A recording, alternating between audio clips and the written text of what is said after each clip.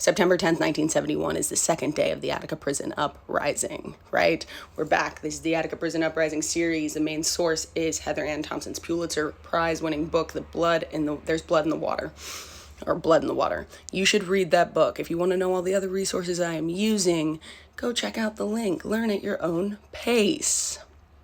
Learn at your own pace, but learn about this because this is a very important moment in time. This is a moment in time where people stood up and they demanded that they wanted better treatment.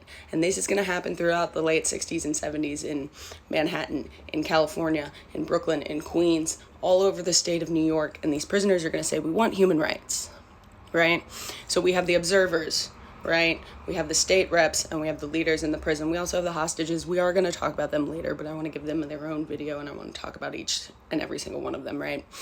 And it kind of all ties in together at the end. So, day 2, September 10th. On the night of September 9th, Herman Schwartz, who is the first observer to arrive, an attorney who worked on the Auburn prison uprising, he is going to fly to Vermont. He is going to go to a federal judge and he's going to get an injunction that says the prisoners are going to be free from sanctions on the backside of this, because these prisoners, some of them have partaken in the Auburn prison uprising. Some of them have partaken in the Tombs or the Brooklyn and Queens detention centers uprisings.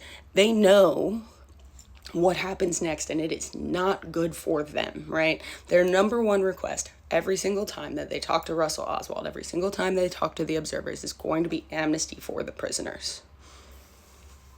That is their big thing. They want to make sure that people will be safe afterwards. Spoiler alert, they're not going to get that, okay? So Herman Schwartz comes back. He is going to meet with Russell Oswald, with the prisoners as well, the leaders of this movement, right? Again, this is about 1,400 men out of the 2,200 men being held.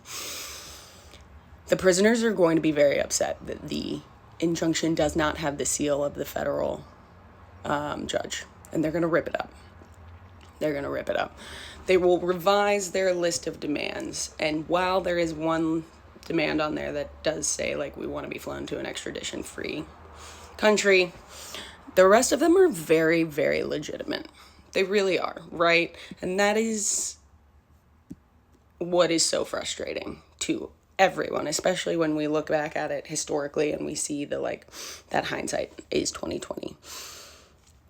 The Attica prison uprising is really, really important in terms of a turning point in how we deal with the prison population in the United States. This is going to be one of the things that kicks off mass incarceration. You would think that it would go the opposite direction, right? That people would understand how terrible this is, how inhumane these people are being treated, that they will risk their own lives, that they're taking hostages, that they know that they could literally land themselves in prisons for thousands of years, because the United States does that, to stand up for themselves.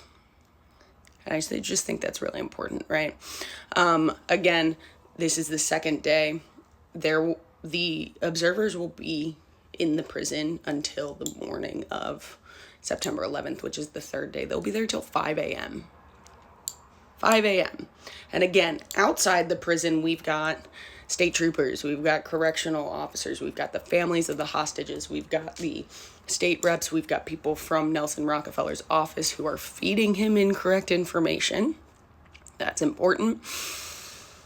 And one of the observers, William Kunstler, who is the man he's the attorney representing the Chicago 7, he's going to call Bobby Seale, one of the leaders of the Black Panther Party. And the next long form will be September 11th, 1971.